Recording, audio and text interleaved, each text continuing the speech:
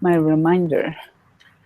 Good afternoon, everybody. Dr. John Michael Salvato here, and with me is our new host for the program, Reverend Robert Brzezinski, and you're watching the Inner Alchemy program, the Science of Spiritual Living. So this program is part of the bigger process of our Peak Performance Blueprint program. It's a mentoring program where every day we strive to make a mind shift, a simple change in our business strategies, in our thought processes, in our relationships that impact the entire 6 dimensions of wellness. But on Friday, it's a special day, and we're going to talk a little bit about some of those changes in just a minute. We're starting to kind of shift where our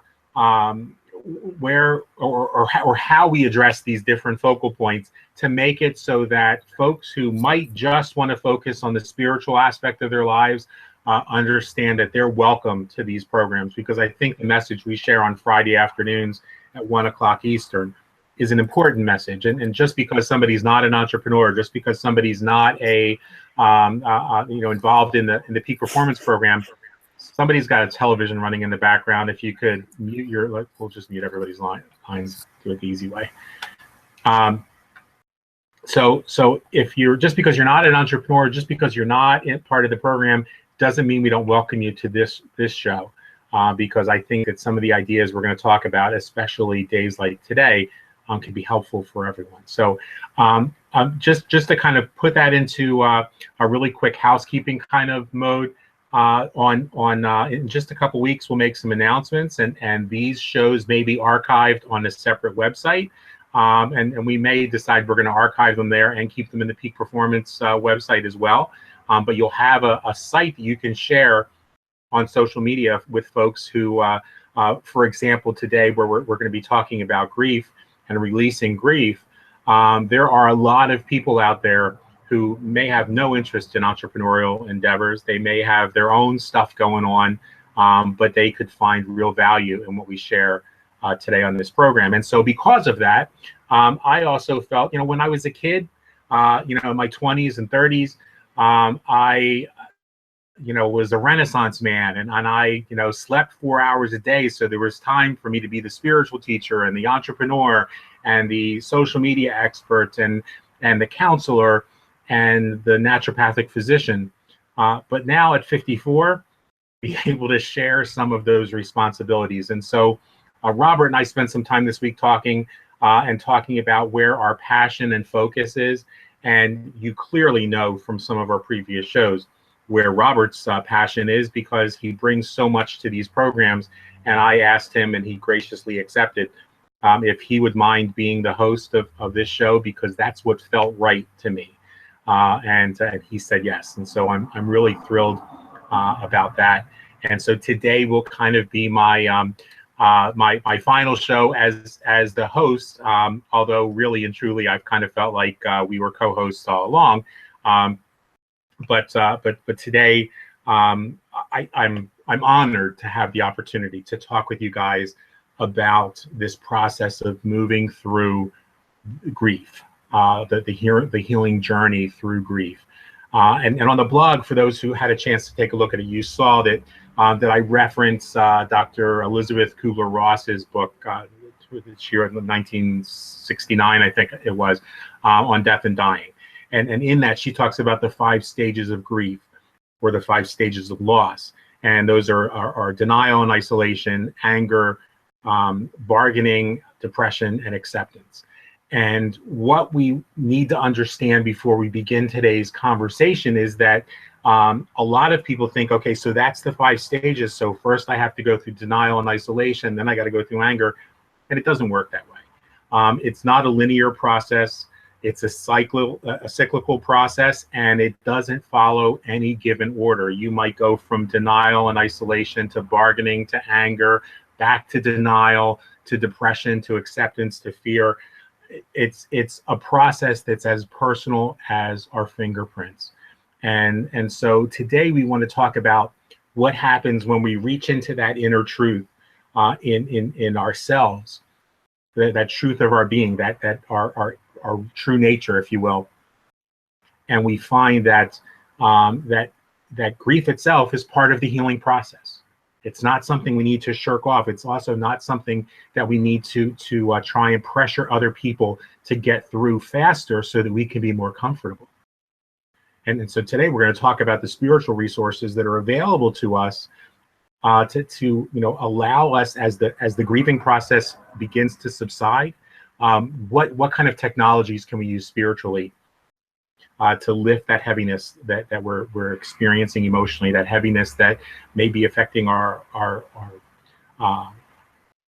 ability to to think and to communicate, obviously, our ability to be able to function and process in the business world, in our relationships, and in our spiritual lives. So that's the topic, and I want to kind of officially hand off the baton after just sharing with you guys that for me personally, I need for everybody to understand, because there's a process that ministers and pastoral counselors go through, where we don't process from the pulpit. And so it's been difficult this week because people are in need now.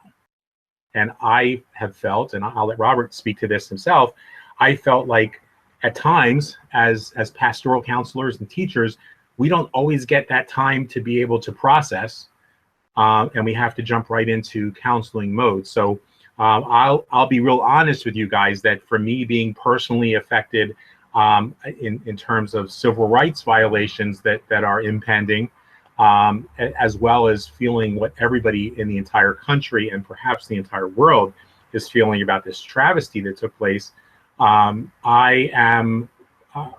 dancing between those two worlds, the world of grieving and working through my own stuff, and the world of trying to be present to everybody else around me. And so it's been difficult, and I've watched the process on Facebook, where I see myself going from John Michael processing his shit to John Michael trying to be there for others, to back to John Michael processing his shit, because like I said, this isn't a linear process.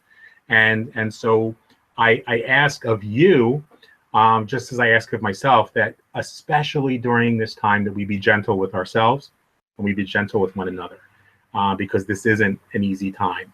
And for some who may be watching this, I know that some of you are going through grieving processes completely unrelated to the Donald Trump fiasco.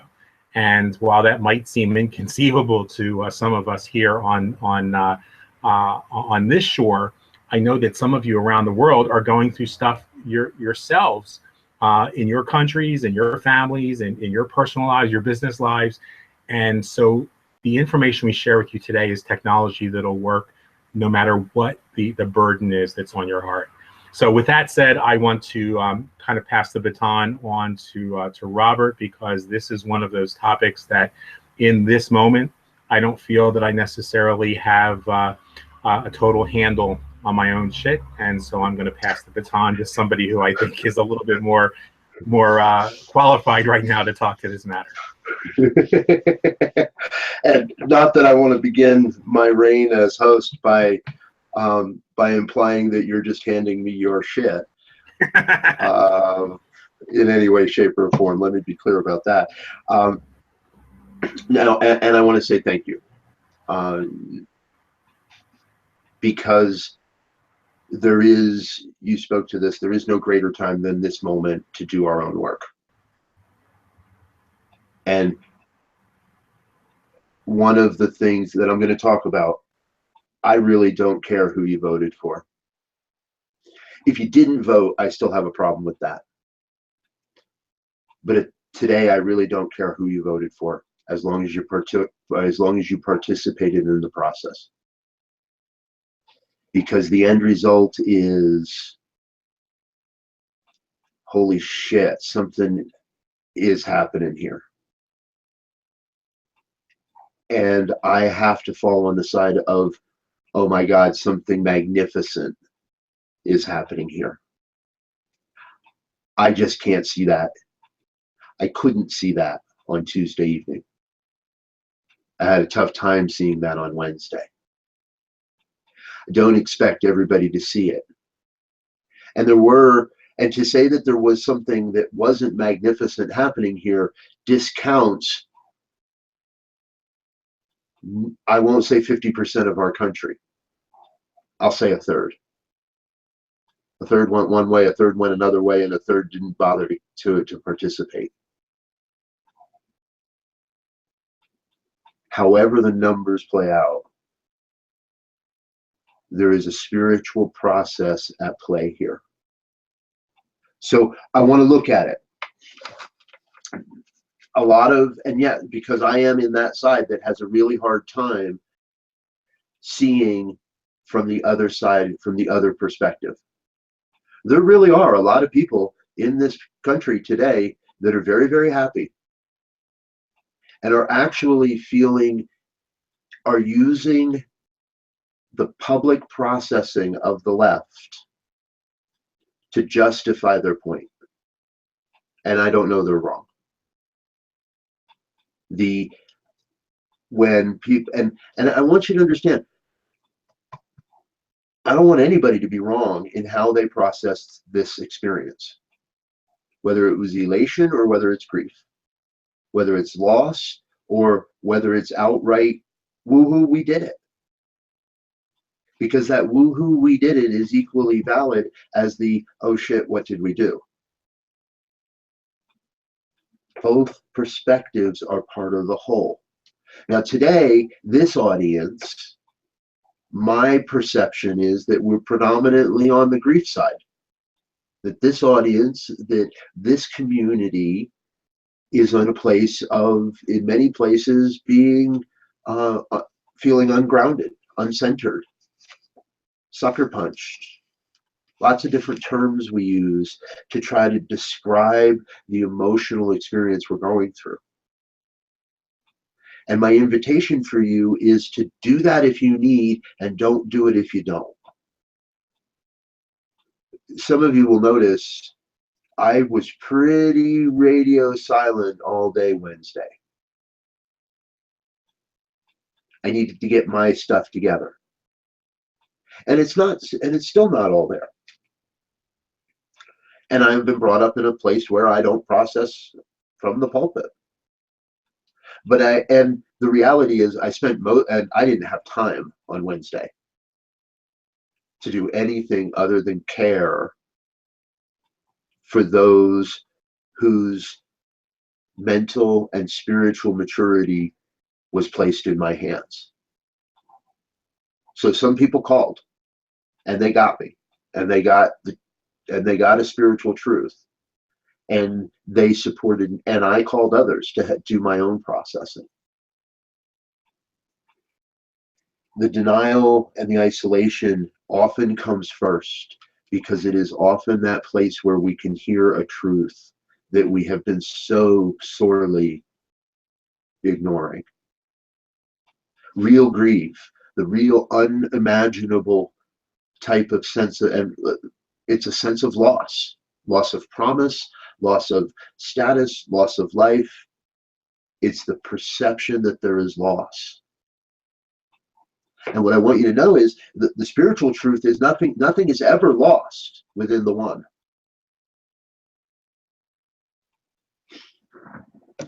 I have a pen. Okay, no, this is not a pineapple pen joke. And if you don't know what I'm talking about, get hip and figure it out. This is a pen. I love this pen. It's blue. This is the same pen in purple. It started years ago with the same pen, only in gold. I've only ever used the same pen for about 10 years now. This is like the 12th one. I've only had for the last week and a half, I had no idea where this pen was. So I was using the purple one. Yesterday afternoon, this pen showed back up again. I could have spent the last week worrying about where my pen is and being worried about the loss and going through all kinds of bullshit about where my lost pen is and how I can't use any. Somebody actually even handed me a pen this week, and I took it, knowing full well I would never use it because it wasn't mine. I'll give it back to him. I know who it is. I give it back to him. There is no loss in this thing called oneness. Nothing is ever lost. So the promise that you perceive, if you're on the side of grief today, if you're on that side of not being able to make heads or tails of this, I have something I'm going to present, and I think you'll find it helps. I trust it does. But we have to come from that place of recognizing that there's nothing wrong with what happened Tuesday night. There is nothing broken within our system. There is nothing truly to grieve other than our own perception of something that is lost. And I want you to know that that is a misperception. Doesn't make you wrong for having it. And let's move to that place that says there's nothing lost here. Now, all those other stages of grief, they're still vital. We do still go through them. I have gone through them.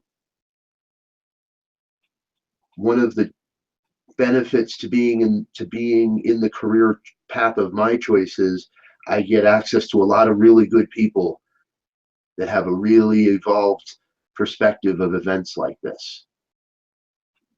And I listen, and I know the resources, and I listen to thought leaders, and I listen to spiritual leaders.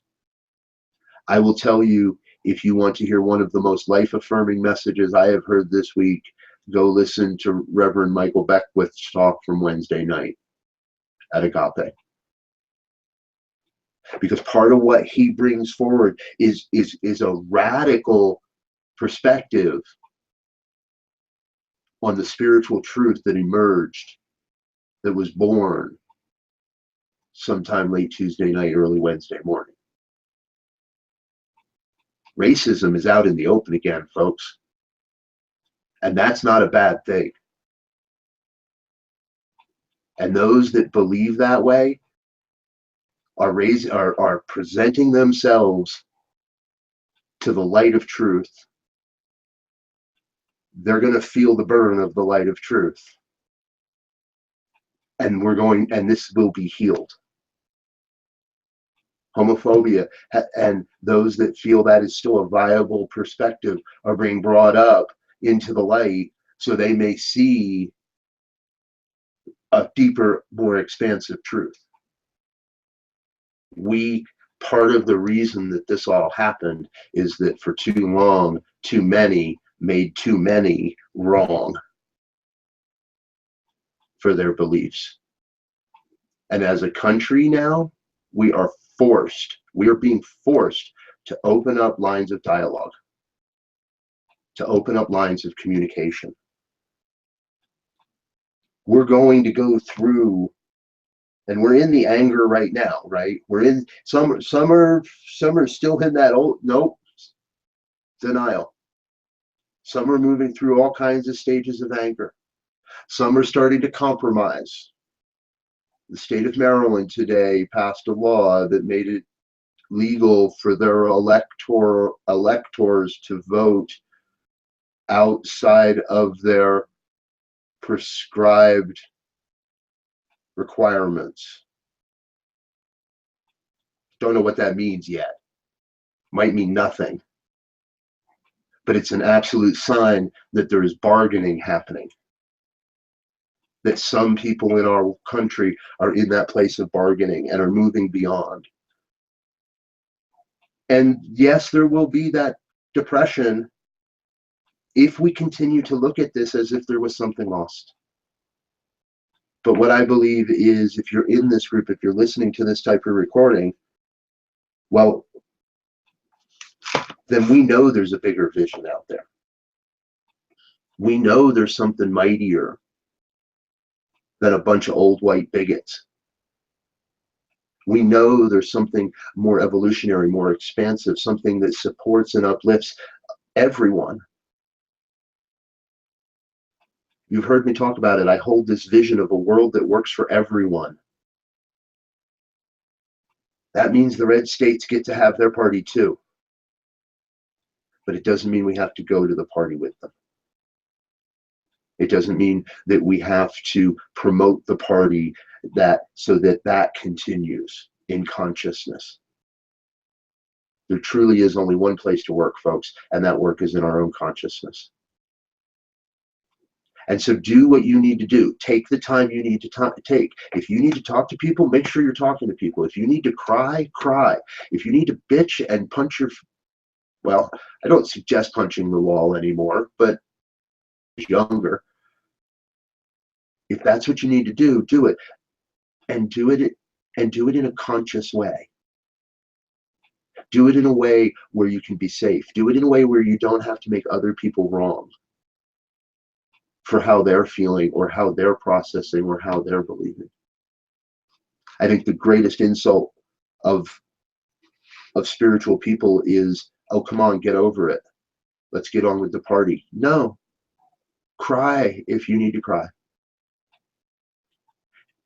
And when you're feeling, when you know, when you really come back to that sense of wholeness, of oneness, that even here there's got to be something good, that I can't see the truth for the trees, but I know there's a truth out there.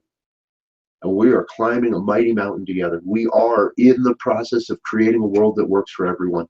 And part of that has been what's been happening for the last several years. Systems are dying. Antiquated systems of finance, of relationship, of now politics are crumbling and being overturned and being churned up. And our consciousness is moving through this huge, God-given, gracious rototiller to stir all this stuff up so that the shadows may be seen in the light once again. And so that we may all come to a revelation of absolute truth. That we may all be healed of those senses of separation, so that we may all be healed of any sense of outcast or not enoughness or being marginalized in any way, and come to that deeper recognition that it really is all just one thing. We are one human family. And sometimes I don't like my drunk uncle. And sometimes I'm not real happy with my redneck cousins. But they're still friggin' family, people. They're still people. Grief, the perception of loss. And in that, we know what it looks like to walk that path. Denial, bargaining, anger, depression, acceptance. I want to walk a path that doesn't say anything was lost this week, but I want to walk a path that says there's now a new opening. There's something greater in our consciousness as a human race. Across this entire planet, not one single person on this planet stands unaffected by the selection that was made. And I want to be walking that path that says, okay, how do we all get along together? How do we create a world that works for everyone? I don't know. I don't know exactly how it's all going to happen. But I assure you, I know it's going to happen. I have seen the future of a world where people work together. I have seen the vision where borders are irrelevant. I have seen a vision of humanity that is so grounded in art and aesthetics and the natural world. I have seen that vision. And if I have seen it, others have seen it. If I have seen it, that is the truth of God. Now I think we've got the opportunity to get to work in creating that vision in our own likeness, and the likeness that works. Or back in the 80s, I'll close with this. Back in the 80s, I remember there was a Pepsi Cola commercial. There were two young kids sitting on a stoop, sitting on the curb with a Pepsi Cola. And the one kid looks at the other and says, "So what do you want to do?" Second kid pops the top on his Pepsi and starts drinking and goes off on this wonderful vision of his entire life. of this and that, and getting married and having children and work and all the wonderful things that was going to happen. And it ends up with the two of them and the image, he said, and then eventually we'll retire to Florida and bitch about the government full time. Back to the two young kids after the laugh line. It flashes back to the two young kids, and the one looks at the first one and says, "No, I was just talking about this afternoon."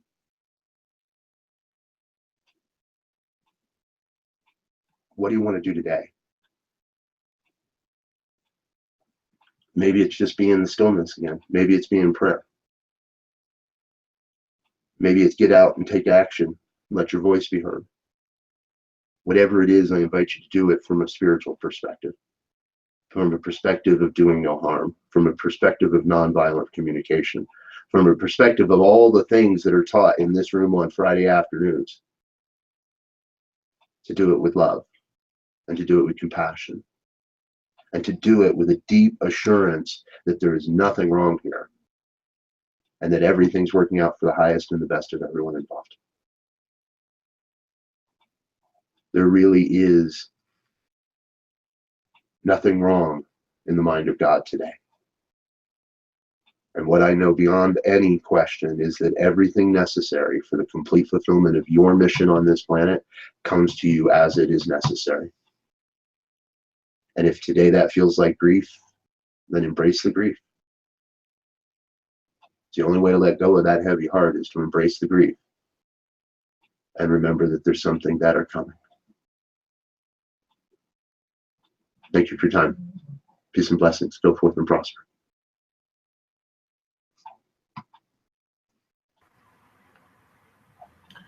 How about you guys? I'm going to hold my reflections off to the end today. You guys jump in. I'd like to jump in. Sure. So certainly the chain of events has been surprising, shocking, unsettling, but ultimately it's been reaffirming for me about why it is I came in here in the first place. In here meaning into life on earth. And that is to anchor the frequency of love and to be of service and to celebrate life. And that hasn't changed. If anything, it's magnified. If anything, it's renewed. This is what I'm here for. And all the rest is just surface stuff that occupies my time day to day. But I'm not here to make a living. I'm not here to, I mean, I want to, but that's not the purpose of my life. And I'm not here to, do all these other things. But I am here to anchor that frequency. And I spoke with a friend on Wednesday, who I was surprised to learn, because this is a friend who's very much on a spiritual path and is aware of, things in a different dimension than just a religious one, but embraces the spiritual principles similarly as I do, and we often talk about grist for the mill and that sort of thing in our process. And I was surprised to learn that he was happy with the election results. And I think, and he said, and I don't care, if anybody judges me for that. And I didn't feel judgment at all. I just felt surprise, like, oh, wow, that's unexpected. And, but then we talked about that really what all of this is pointing at is the desire for change, and that all the systems, that have been in place are crumbling and changing. We're in that time of, magnificent transformation, and it's not always easy to navigate. But I, and I have my preferences as well as everybody else does. And I think, as the dust is settling and the air is clearing, I think that it's just going to be interesting to see how things unfold from here. But certainly my life purpose is still the same regardless. It's to be here and be anchoring the frequency of love. And Beautiful. you know, that's the best I can do. And I wanted to comment also on what John Michael said earlier about grief and it not being a linear process. And I've had opportunity to experience profound grief at different times in my life, and my experience with that is that it comes in waves. And often I think, oh, okay, now I've moved on, and then no, it comes back and catches me again, because there's a deeper movement to move through my being to release it. So definitely, it's an ongoing process. Beautiful. So Thank you. that's, yeah. Thank you. That was as everything has been today so far, some profound stuff to think about. So I thank you for that. Jen, let's hear from you if you're so inclined. We got to turn you back up. Can you hear me? Yeah. Okay, so yeah, I kept checking to see if Mercury was in retrograde or what was going on, because it's like, no, dude, this, wow, okay. And it was funny because my daughter equated it to Voldemort. In the first movie, we hear how Voldemort used his wand for great things. Terrible, but great. And I was like, this is coming from a 13-year-old who really hasn't, we haven't talked politics around here that much. We've, trying to let her formulate her own brain. And she's like, these could be great things. They could be terrible, but they could be great. And, she said he had no political experience. And he is now the leader of the free world. If that doesn't send a message, or if you want to do something, go out and do it. She's trying to put her positive spin on things. And I love that she's trying to formulate things in that way. She's like, it definitely sends the message that anybody can be president, even a reality star. God help us if the Kardashians get an idea. As for the grief process, I was one of those that sat there and said, all right, quit your bitching. What are we going to do about this? I put my mom pants on, and I didn't realize it's exactly what I did was I put my mom pants on. I was treating everyone like kids, whining and crying and throwing temper tantrums, and I've since apologized for that because I didn't exactly realize that's what I was doing until I wrote the last part of my book last night that I was working on, and I realized that's how I've always processed grief. It was about, the hateful, hurtful things that kids will say. You're gonna hurt, but you got to keep that face. You got to keep that face. You got to keep that public. Keep it straight and don't let your voice crack when you tell them to go to their room, and they can come out when they're better. And then you carry your butt into the bathroom, you turn the shower on, and you cry. And you cry and cry and cry until someone softly knocks on the door and says, Mama, can we talk? And that crushed me. So I was crying writing that. I'm crying thinking about it. Good Lord. But it made me think, it's like, oh my God, I was treating my friends like I treat my kids. You guys aren't kids. You're not my kids. You're my friends. Some of you are my awesome guru guys, And I felt really horrible at that moment. And I started processing my own grief because I know that my religious rights are hanging in the balance as well. Apparently he's a fan of homeschooling, but I don't know if he's a fan of my homeschooling. I know there are going to be regulations, and I'm trying not to worry about things that have not happened. I've got so much going on in my life right now with 2 kids and husband and house and everything going on. And I'm trying to see worry as sitting in a rocking chair. Gives you something to do, but it doesn't get you nowhere. So it's actually quite interesting. I was trying to balance trying not to mother the world and trying to process your own mechanisms. So it's quite interesting, and as always, writing was very cathartic in this. Tuesday, no writing got done.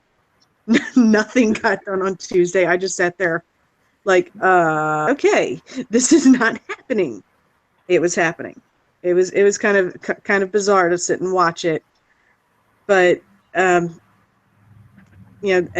I said, I kind of had my own evolution occur in the last 48 hours, and for that, as cheesy as it sounds, in the month of the platitudes of gratitude that occur on Facebook right now, for that I am grateful, and thank you.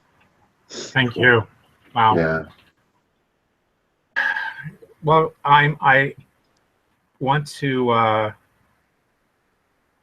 thank each one of you, first of all, because this was probably one of our, if not the best programs that we've had. I think it's probably one of the richest and biggest ones we've had.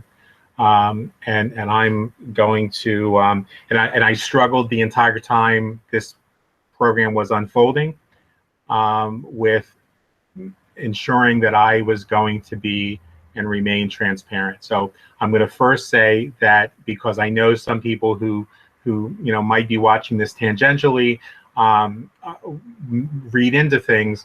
I'm not going to be here next week because I am part of a focus group.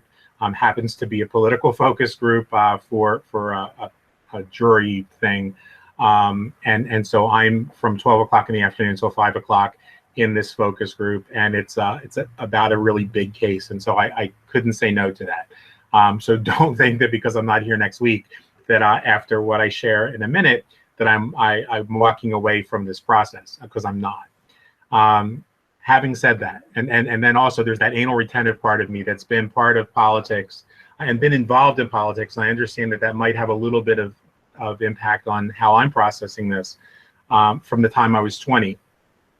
Deeply involved, political science minor, all of that stuff initially. So it was 2007 when Maryland made that decision to make it legal for what is legally called unfaithful electors. That means for the electors in the Electoral College to vote against,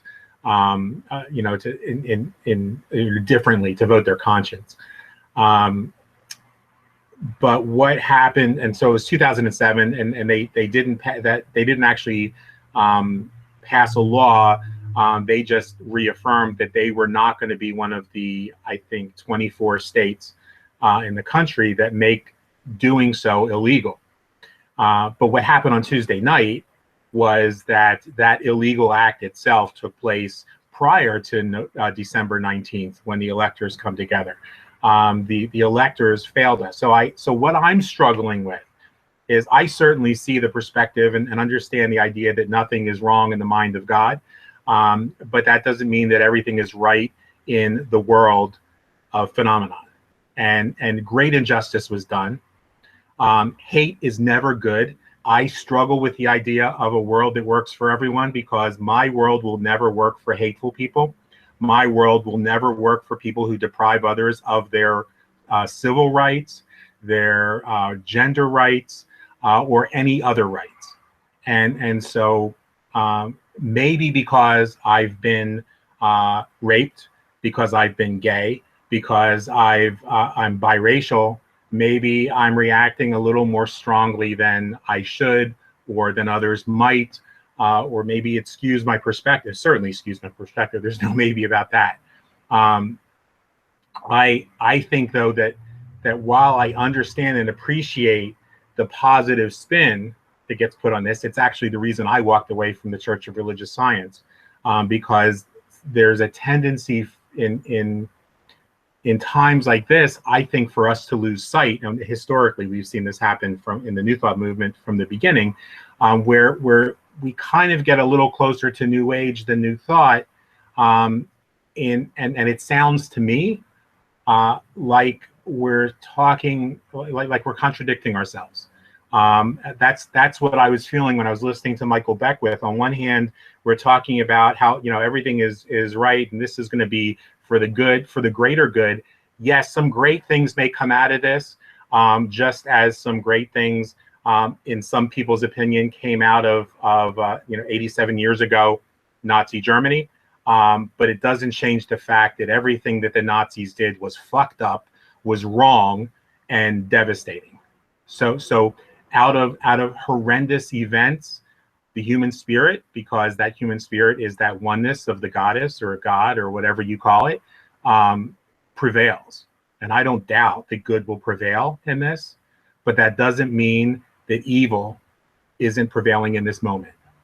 It doesn't mean that injustice wasn't done. And for me personally, pretending that it's going to get better without doing something about it is irresponsible. So that's just my perspective. I understand that everybody has got to process their stuff their own way.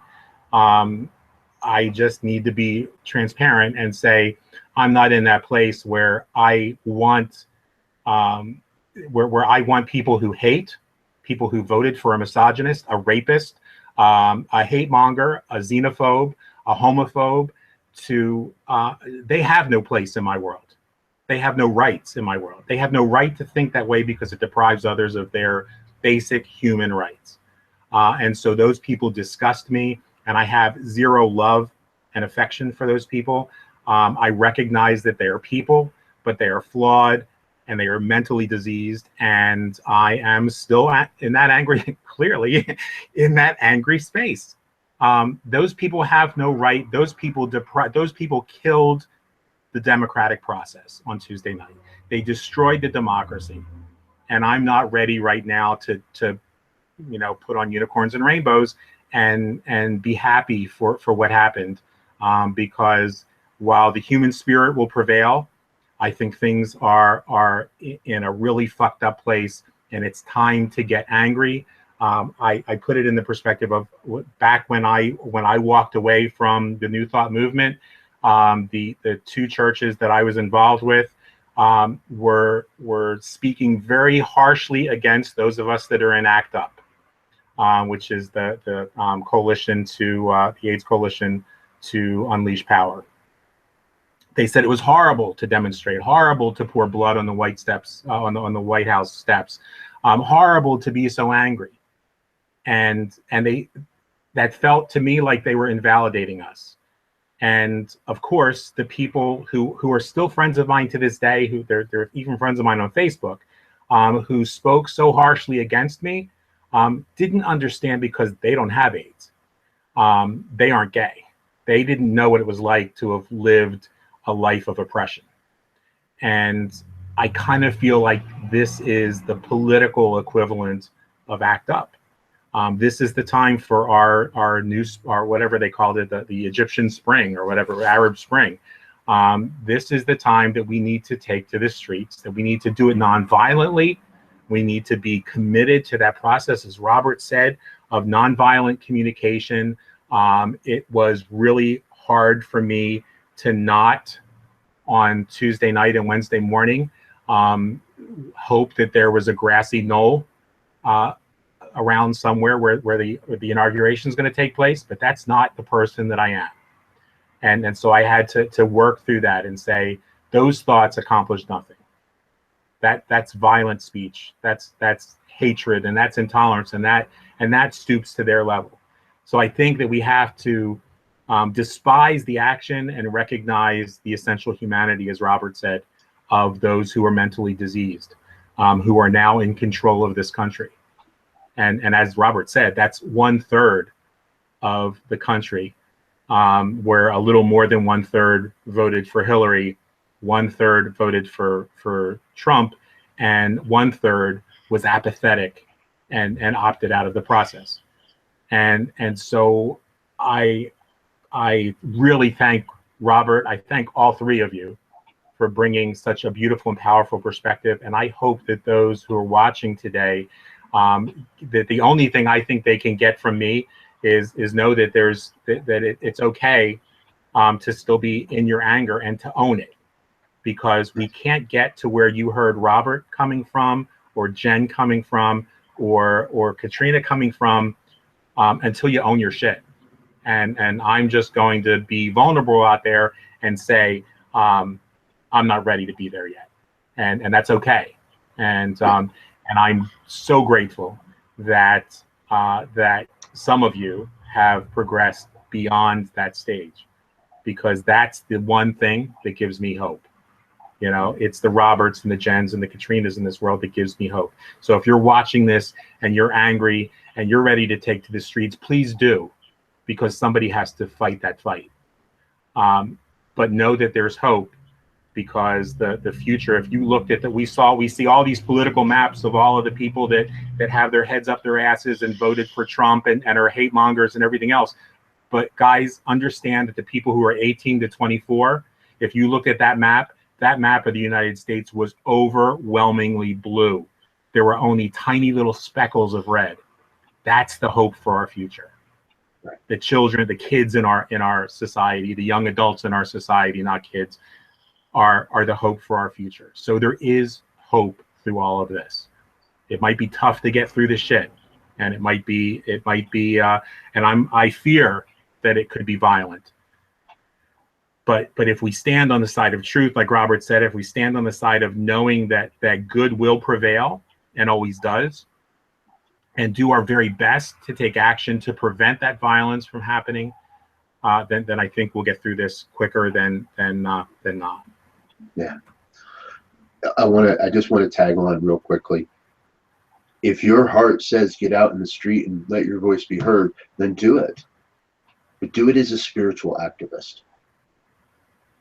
Don't go out there and be against Donald Trump. Don't go against. Go out and be for something. And what I know is, if you go out and you are still in your anger, my experience has been I eventually regret what comes out of my mouth when I'm still into my anger stage. But when I can go out and be for something, then I'm being a beneficial presence. Then I'm adding to the conversation. Then I'm not just sitting around bitching about the government full time. Thank you, John Michael. Great. Thank you. Would you please, now, we talk on all of these programs about using spiritual technology to release that burden. And I'm, I think it's pretty clear now that I'm not sitting here telling you releasing the burden is a mandate to do right this second, that you have to get over it. We're not saying get over it. We're saying lighten the burden, do what you can. And so one of the ways we can do what you can is through this process of spiritual mind treatment. And Robert, would you take us out by helping us to know that greater truth about ourselves, where that burden can be lightened? Absolutely. So as long as you're not driving, I invite you to close your eyes and take a moment to be in this moment, to be present to right now. Present to the right now that's bringing forth something magnificent, that is expressing itself as all of life. See, what I know this thing called life as an evolutionary process. It's a process of life, of the universe getting to know itself again and again and again and again. As love, as light, getting to know itself as the abundance of life. This one thing that's happening as all of life is happening right now through me. It's happening through my word. It's happening through my breath. It's happening through my consciousness. And if I know that's happening through my world as my life, then I know that same truth must be happening as the lives of each one here. Each one that hears these words. The abundance is happening as that life, as each one. And so I speak this word for each one listening, and I claim for each that deep, deep sense of knowing, of really knowing, that beyond the muck and the mire, beyond the dust and beyond the clouds, beyond any perception of what's going on in our lives. The real grounding, the real basis is that one source of love and light and beauty. No matter what name you use to describe this source. Some call it God, some call it Allah and Buddha and Brahma, and Yahweh, Vishnu, Kuan Yin, Source Energy, Divine Mother. No matter the label, no matter the name, at the very center of every experience is this one power called God. And so I claim for each an experience of being at peace, releasing and letting go of anything that feels unlike peace, anything that may seem like grief or burden, a heavy heart. Recognize that as the process of coming to the release. There's no way to get to freedom without walking the road. There's no way to get to freedom without moving through this process. And so claiming for ourselves an experience of freedom, an experience of peace, an experience of love means walking through the grief and the sorrow and the heavy-heartedness and letting that go. Experience it fully and then keep on walking. Moving consciousness in the direction of dreams.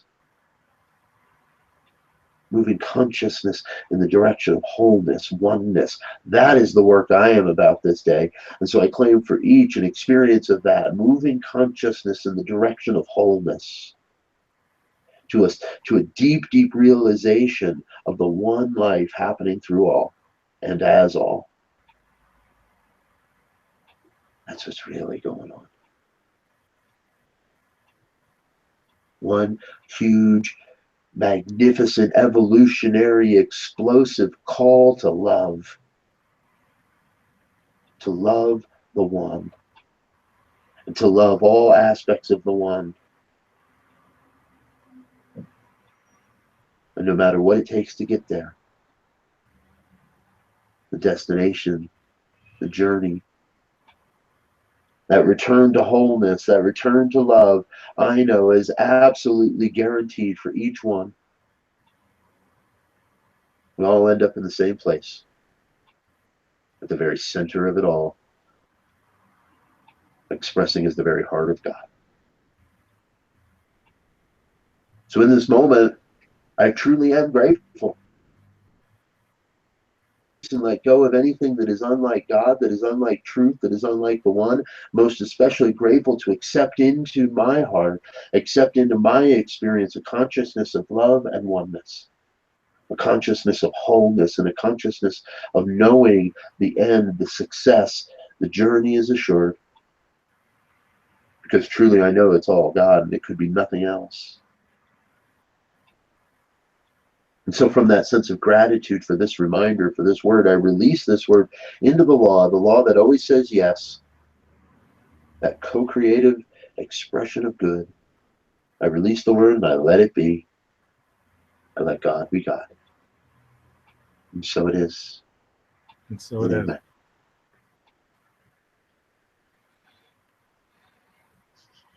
Thank you so much. Thank you, Robert. Thank you, Jen and Katrina.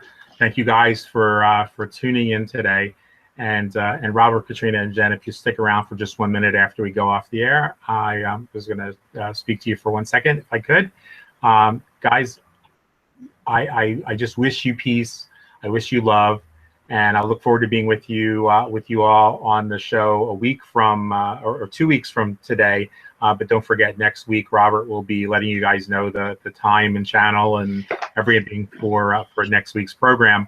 And I'll catch that, and we'll certainly participate by commenting after we're done with this focus group. So I love and appreciate you. Namaste. Thank you, everybody. Peace and blessings.